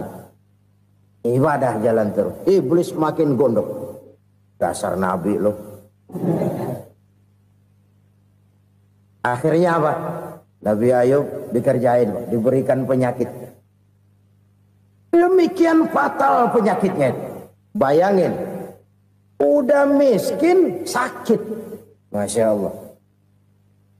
Miskin sakit. Sakitnya nggak lama, kira-kira 16 tahun. Istrinya 3, 2 mental minta ceraiin. Ngerawatin laki bengek begini. Senang belum tentu, susah udah pasti nih. Cerai aja, cerai dah. Cerai. Tinggal satu Siti Rahmah yang setia menemani beliau. Sesetia-setianya hati perempuan. Satu saat Siti Rahmah bilang, "Bang, iya, abang kan Nabi bang. Lalu namanya Nabi kan doanya jarang meleset bang. Maksud kamu minta kenapa sih sama Tuhan biar abang sembuh baik dah bang?" Siti Rahmah, iya. Saya sakit berapa tahun sih dah? 16 tahun bang. Sebelum ini saya sehat berapa tahun? Ya kira-kira 60 tahun bang. Nah coba ente banding-bandingin Rahmah. Saya dikasih sehat 60 tahun. Dikasih sakit 16 tahun. Sudah nggak sabar. Mau doa kepada Allah minta sembuh. Saya malu. Malu kepada Allah. Diuji dengan yang luar biasa seperti ini. Tidak mengganggu stabilitas kehambaannya. Dia tetap menghamba kepada Allah subhanahu wa ta'ala. Saudara-saudara kaum muslimin rahimakumullah. Kunci menghadapi kesulitan itu apa? Allah jelaskan dalam satu ayat, wa basyiris sabirin alladzina iza asabathum musibah qalu inna lillahi wa inna ilaihi raji'un. Gembirakan orang-orang yang sabar Siapa mereka itu? Yang apabila mendapat musibah mereka kembali kepada keyakinan dasar. Segalanya dari Allah dan segalanya akan kembali kepada Allah. Ini konsepsi dasar dari sikap muslim dalam menghadapi berbagai kesulitan. Segalanya dari Allah, segalanya akan kembali kepada Allah. Kalau ini sudah kondisi dasarnya, maka kita akan lapang menghadapi kenyataan bagaimanapun pahitnya. Apakah itu namanya miskin, apakah itu namanya sakit, bahkan maut sekalipun. Maut sekalipun. Segalanya dari Allah, segalanya akan kembali kepada Allah. Ini sikap hidup, bukan sekedar ucapan. Kita kadang-kadang menjadikannya sebagai ucapan. Mulutnya sehingga berhenti, innalillahi wa inna ilaihi rajiun, tapi nangisnya terus gerung-gerungan. Bukan itu, ini kesadaran moral. Kalau segalanya dari Allah, segalanya kembali kepada Allah, kan sebenarnya cuma nunggu giliran. Hari ini saya nyembayangin dia, entah hari apa saya disembayangin orang. Hari ini saya antar dia ke kubur, entah hari apa orang nganterin saya ke kubur. Hari ini saya tahlilkan dia, entah nanti kapan orang tahlilkan saya. Segalanya dari Allah, segalanya akan kembali juga kepada Allah. Oleh sebab itu saudara-saudara, kesulitan bukan untuk ditakuti. Kesulitan justru untuk diatasi, dicarikan jalan keluarnya. Dan tidak ada orang yang tidak pernah mendapat kesulitan. Tidak ada. Semakin tinggi status sosial, semakin tinggi kualitas keimanan, semakin besar juga tingkat kesulitan. Hanya saja bagaimana cara kita mengatasinya. Dan Al-Quran menyatakan, innama al-usri yusra. Di balik kesulitan itu pasti ada kemudahan. Roda itu berputar. Karena itu Rasulullah Sallallahu Alaihi Wasallam mengingatkan kepada kita, ta'arraf ilallahi firraha ya'rifka fisyiddah. Ingatlah kepada Allah di waktu kamu senang, supaya Allah ingat kepada kamu di waktu kamu susah. Kalau waktu senang kita ingat kepada Allah, kita susah, Allah tidak akan meninggalkan kita. Tapi kalau waktu senang kita jauh dari Allah, sujud tidak sempat, dengan masjid jauh, ketika senang kita lupakan Allah. Nanti begitu kita susah, Allah lupakan kita. Dan itu menyakitkan. Oleh karena itu orang-orang tua kita dulu bilang, kalau lagi sehat ingat-ingat, lu bakal sakit nanti. Kalau lagi kaya ingat-ingat satu saat kita bakal jatuh miskin. Bahkan kalau lagi muda ingat-ingat kita bakal tua. Dan yang terpenting, kalau lagi hidup ingat-ingat kita bakal mati. Saudara-saudara kaum muslimin rahimakumullah. Jadi yang kedua yang merupakan perbendaharaan surga, menyembunyikan musibah. Saudara-saudara kaum muslimin rahimakumullah. Hal ketiga yang merupakan perbendaharaan surga adalah wasilatur rahmi. Orang yang suka bersilaturahmi. Sebagaimana yang kita maklum bahwa manusia adalah makhluk yang disebut zon politika. Makhluk sosial yang tidak mungkin hidup sendiri-sendiri. Betapa dan siapapun kita memerlukan orang lain.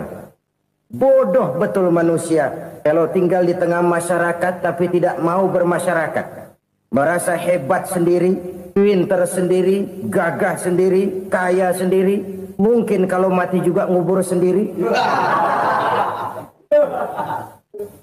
Jangankan kita di sini, di sorga saja Nabi Adam waktu sendirian bengong melulu, ngondar mandir. Allah tegur dam sepi dam. Jadi ini kalau bahasa saya. Iya Tuhan sepi ini nggak ada coret-corekan pisan ini. Diciptakan Siti Hawa baru anteng Nabi Adam. Itu di surga. Cobalah. Umpamanya saudara tinggal di Jakarta nih. Kayak bener. Apaan aja di Jakarta punya saudara dah. Pembuatan Semanggi ambil. Monas buntel bawa pulang. Hotel-hotel ambil semua. Cuman tinggal di Jakarta sendirian, apa enaknya? Betapa dan siapapun kita perlu orang lain.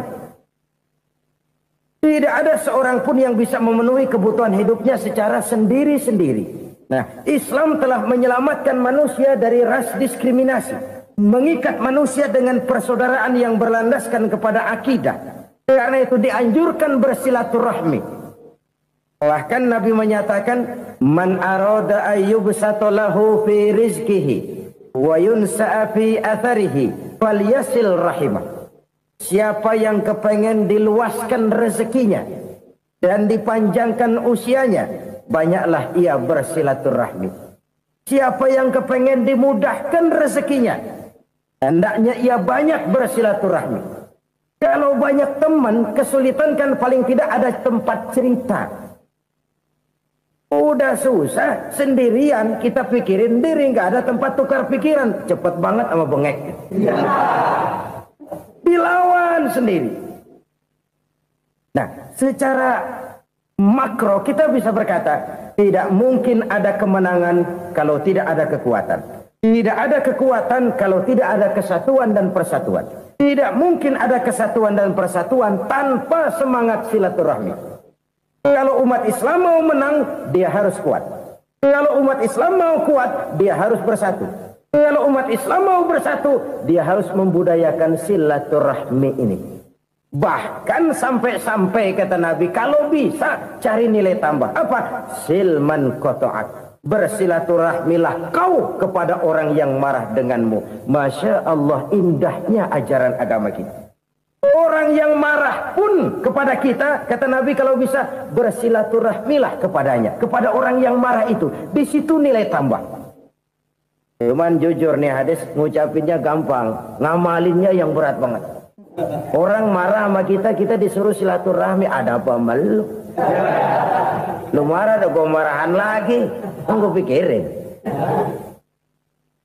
Saudara-saudara kaum muslimin rahimakumullah. Tapi ini yang diajarkan, bahkan ini yang dicontohkan oleh baginda Rasul. Bagaimana begitu mudah? Misalnya satu saat Abu Jahal ini ngatur strategi bagaimana bikin Muhammad celaka. Dia gali lubang di depan tempat tidurnya. Dia tutupin daun korma. Terus dia panggil seseorang, ke sini. Kasih tahu Muhammad, pamannya sakit keras, minta ditengokin. Berangkat orang ini ke sana. Muhammad, labbaik. Pamanmu sakit keras, dia minta ditengokin. Baik, saya akan datang menjenguk beliau. Berangkatlah Nabi ke rumah Abu Jahal tanpa prasangka apapun. Abu Jahal udah pasang setil, selimut 3 rangkap setengah dipakai, persis kayak orang meriang. Tapi sembari ngintip dari balik selimut, begitu Muhammad buka pintu, nah masuk perangkap nih. Muhammad jalan menuju tempat pembaringan. Makin lama makin dekat, makin lama makin dekat, makin dekat ke lubang yang dipasang oleh Abu Jahal itu. Kalau mati Abu Jahal, terus dah jatuh, mampus dah lo ini. Mampus lo hari ini nih. Apa yang terjadi? Malaikat Jibril datang. Muhammad, pamanmu cuma pura-pura sakit. Di depan tempat tidurnya ada lubang perangkap supaya kamu jatuh ke situ. Sudah, kamu pulang. Balik kanan Nabi. Sudah hampir jatuh ke lubang, balik kanan, pulang. Bayangin kecewanya Abu Jahal. Muhammad dikit lagi, Muhammad dikit lagi. Enggak paman, saya pulang aja. Emosi bangun dari tempat tidur, enggak sadar kalau lagi pura-pura sakit. Lompat ngejar Nabi, dia lupa dengan lubang yang dia gali.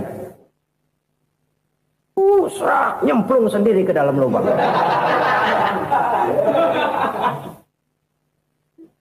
Nabi terus berlalu. Ini terjadi keanehan. Jatuh ke lubang yang dia gali itu sebenarnya nggak terlalu dalam ya, antara 3-4 meteran lah. Tolong saya jatuh ke lubang ini. Datanglah pelayan-pelayannya itu. Angkat saya dari sini. Ngulurin tambang. Satu gulung, belum juga nyampe itu tambang. Kurang, beli lagi ke warung. Lambung, ulur lagi, nggak juga bisa sampai. Wah ini kerjaan Muhammad ini. Tolong siapa salah seorang kamu ke rumah Muhammad, kasih tahu encangnya kecebur. Minta ditolongin. Sampaikan kepada Rasul.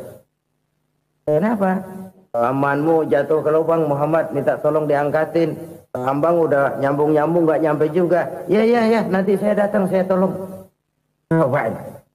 Nyata-nyata orang berniat jahat mau mencelakakan dia. Datang dia menolong. Ini yang disebut air tuba dibalas air susu ya ini. Bukan sebaliknya. Air tuba dibalas air susu. Paman, cebur ya? Iya Muhammad, tolong ini.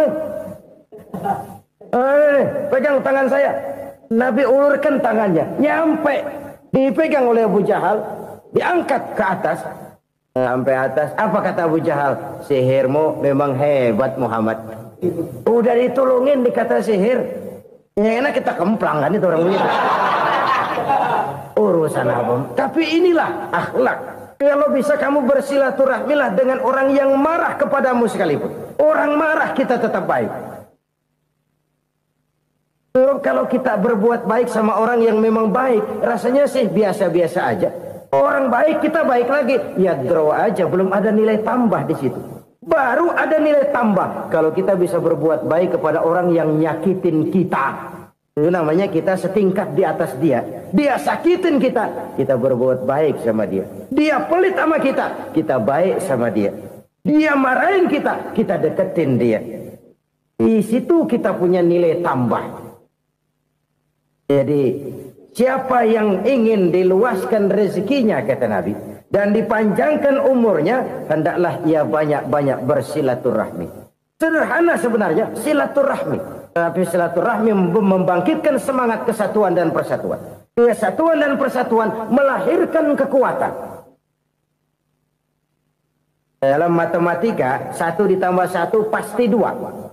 Tapi di tengah masyarakat 1 orang takut ditambah 1 orang takut, hasilnya jadi 2 orang setengah berani.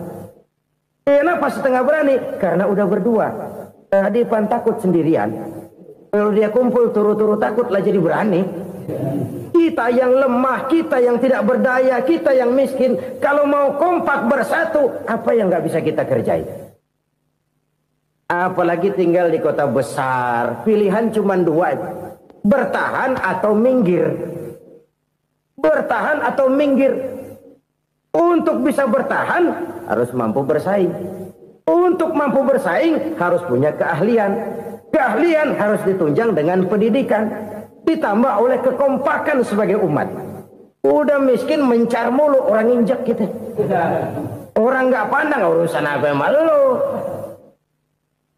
Oleh karena itu silaturahmi pada hakikatnya merupakan roh dari ukhuwah yang diajarkan oleh agama kita. Bagaimana Islam menyelamatkan masyarakat manusia dari ras diskriminasi, mengikat manusia, dan tidak ada persaudaraan yang lebih indah selain persaudaraan yang diikat dengan nilai-nilai akidah. Sepanjang orang di jalan Allah, itulah saudara kita. Keluar dia dari jalan Allah, selesailah persaudaraan sampai di situ. Karena itu, kalau ingin menyimpan sesuatu di surga, banyaklah bersilaturahmi. Datang ke rumah ini, datang ke rumah itu, dan lain sebagainya. Itu simpanan kita di akhirat nanti. Ini yang ketiga. Saudara-saudara, yang keempat, perbendaharaan surga itu apa? Wa qawlu la hawla wa la quwwata illa billah. Ucapan la hawla wa la quwwata illa billah. Ibadah kan ada yang berat, modalnya besar. Bangun masjid berat, modalnya besar. Bangun rumah sakit berat, modalnya besar. Ada ibadah yang berat, tapi modalnya ringan. Misalnya puasa. Puasa itu berat, mengendalikan nafsu. Kalau sekedar nggak makan, nggak minum sih enteng. Mengendalikan nafsu. Itu jihad terbesar. Tapi kan modalnya ringan, cuma niat saja. Ini ibadah berat, modalnya ringan. Ada ibadah yang ringan, modalnya juga enteng. Seperti termasuk ucapan la haula wa la quwwata illa billah. Tanpa sadar, la haula wa la quwwata illa billah. Nyelengin tuh di surga. Nyelengin, kita nggak terasa. Nyelengin simpenan akhirat. La haula wa la quwwata illa billah. Nyimpan lagi. Kaget, la haula wa la quwata illa billah, nyimpan lagi, banyak simpanan. Walaupun sebenarnya yang dimaksud di sini adalah kesadaran batin bahwa tidak ada daya dan kekuatan kecuali Allah. Itu intinya. Kita memulai pekerjaan disunahkan baca bismillah, kan begitu. Apa itu? Kesadaran moral. Bahwa ini saya bisa kerjakan. Saya kerjakan ini dengan menyebut nama Allah. Kenapa? Kalau Allah tidak memberikan daya dan kekuatan, mana mampu saya kerjakan ini. Maka saya kerjakan ini dengan menyebut nama Allah. Bismillah. Kesadaran moral. Manusia hanya wajib berusaha, tapi nggak pernah wajib berhasil. Banyak hal-hal yang kalau kita renungkan secara rasio nggak mungkin. Tapi jadi kenyataan. La haula wa la quwata illa billah. Tidak ada daya dan kekuatan kecuali bagi Allah semata-mata. Kesadaran moral akan kelemahan dan keterbatasan makhluk bernama manusia. Kadang kita kagum dengan otak, tapi kita sering lupa sama yang bikin otak. Padahal bagaimanapun hebatnya otak, yang bikin otak pasti lebih hebat dari otak. Nggak percaya? Silahkan otak-otakan. Inilah kecenderungan. Kita kagum dengan pesawat-pesawat mutakhir, bukan main, besi gede banget terbang itu. Alangkah hebatnya. Lalu apa yang bikin otak tidak lebih hebat dari itu semua? Kita puji laut. Apa yang bikin laut tidak lebih hebat dari laut itu? La haula wa la quwata illa billah. Tidak ada daya dan kekuatan kecuali Allah. Apa yang bisa kita lakukan kalau tidak karena daya dan kemampuan yang diberikan oleh Allah kepada kita? Lahirlah sikap tawadu, rendah hati, tidak melonjak menjadi angkuh dan sombong, sadar akan kelemahan dan keterbatasan diri sebagai makhluk yang diciptakan oleh Allah Subhanahu wa taala. Jadi satu sisi ini ucapan yang berpahala, la haula, jadi wiridan. Pada sisi lain ini kesadaran moral, sikap mental, kesadaran batin bahwa yang punya daya dan kekuatan itu cuma Allah. Kita nggak pantas untuk sombong, sebab sombong itu pakaiannya Allah. Kita nggak sedang pakai pakaian Allah, kegedean. Dan makin kita renungi, makin terbentur. Apa sih yang bisa kita sombongin? Kita mau sombong apa? Kaya, pintar, itu kan semua relatif. Di atas langit masih ada langit lagi. Jadi oleh karenanya, marilah kita menyadari, manusia hanya wajib berusaha, tapi tidak pernah wajib berhasil. Yang berusaha saja tidak wajib berhasil, apalagi yang tidak berusaha. Islam bukan agama orang pemalas yang selesai sholat lalu endelohom, gelenggam ayem-ayem. Tapi Islam bukan agama orang sombong yang setelah berusaha lalu tidak memerlukan Allah. Kita bisa saja bikin proyeksi, tahun sekian kita bakal panen besar menurut perhitungan otak. Tapi ada kejadian lain. Apa? Tikus ngambek. Habis itu dimakanin tikus, panen gagal. Proyeksi rasional gagal oleh tikus-tikus yang ngambek itu. Bisa saja terjadi. Tahun depan kita panen besar, urung. Kenapa? Musim panas panjang. Nah, sekarang ini koran-koran bikin berita musim mengalami penyelewengan. Bukan cuma manusia yang nyeleweng sekarang. Musim pakai nyeleweng. Mestinya kan musim hujan udah selesai, masih hujan-hujan juga. Musim. Nah sekarang kita boleh bikin proyeksi, kita bakal panen besar. Tahu-tahu musim panas panjang, sawah retak, air kering. Cari teknokrat yang paling botak, suruh pendekin tuh musim panas. La haula wa la quwata illa billah. Inilah kesadaran moral. Saudara, saya teringat satu saat ada seorang konglomerat. Umurnya ya kira-kira 70-an. Suatu saat dia ditanya oleh wartawan, "Pak, umur Bapak berapa sih?" "Ya paling 10 tahun." 10 tahun? 10 tahun?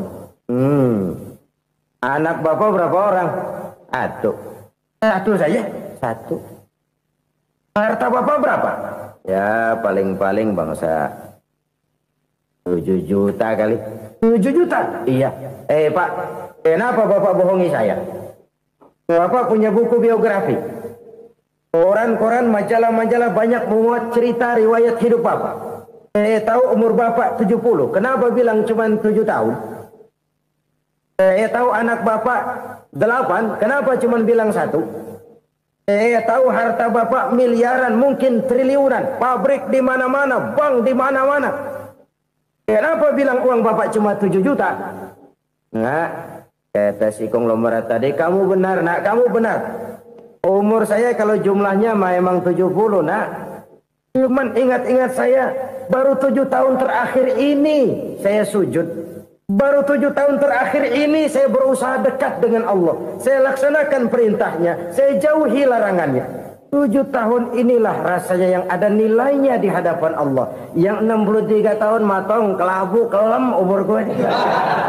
Habis untuk maksiat, untuk munkarat. Maka ketika ditanya tadi, umur saya 7 tahun itu. Oh begitu Pak. Oh iya. Lalu anak Pak. Anak bapak kan 8. Kenapa bilang cuma 1? Nah, kalau jumlah hitungannya memang anak saya 8. Tapi dari 8 orang ini rasanya cuma 1 nih. Yang bakal jadi buah hati, belahan jantung. Lanjut cerita penerus sejarah. Bakal jadi anak soleh yang akan mendoakan saya. Cuma 1 rasanya anak saya ini yang bakal jadi buah hati saya. Besar-besaran saya. Yang akan mendoakan di kubur saya. Yang akan mendoakan di akhirat saya. Yang 7 orang mana, Masya Allah, yang atu tenggeng, yang atu nyekek botol mulu, yang atu nggak karu-karuan. Makanya saya bilang 1 anak saya yang akan bisa mendoakan saya. Oh begitu Pak. Iya. Nah, harta Pak, harta bapak kan triliunan, pabrik bapak di mana-mana, uang bapak hampir di tiap bank-bank besar. Kenapa bilang cuma 7 juta? Betul kau nak. Harta saya kalau jumlahnya memang miliaran, triliunan mungkin. Tapi yang saya ingat baru 7 juta tuh yang saya belanjakan di jalan Allah. Saya nyumbang masjid, saya santuni yatim piatu, saya bantu pembangunan pesantren, saya bantu pembangunan rumah sakit Islam. Itu yang akan saya bawa pulang ke akhirat, yang 7 juta itu.